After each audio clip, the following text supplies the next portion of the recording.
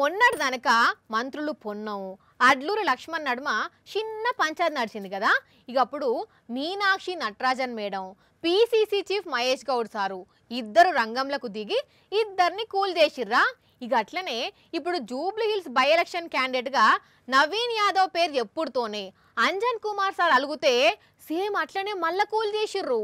అలిగి కోపం మీద ఉన్న అంజన్ కుమార్ యాదవ్ ను కాంగ్రెస్ పెద్ద లీడర్లు కలిసి సల్లవడగొట్టిర్రు.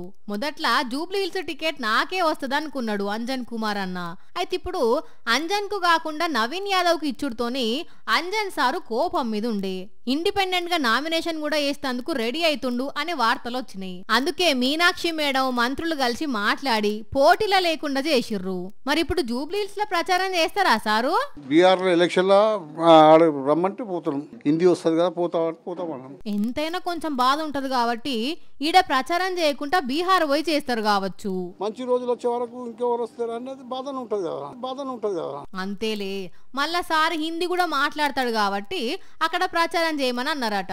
మీనాక్షి మేడం కూడా అంజన్ కుమార్ కు ఫ్యూచర్ గురించి ఫుల్ భరోసా ఇచ్చింది. इनकी वरिष्ठता, इनकी वरीयता, इनकी निष्ठा और इनके प्रति जो पार्टी का सम्मान है उसमें किसी भी प्रकार से कमी नहीं आएगी और इनके सम्मान को बरकरार रखना हम सबकी जिम्मेदारी है. కానీ మీనాక్షి మేడం మొన్న మంత్రుల పంచాయతీని సల్లవడగొట్టింది. ఇప్పుడు అంజన్ కుమార్ ను భలే కూల్ చేసింది కదా నొల్లా.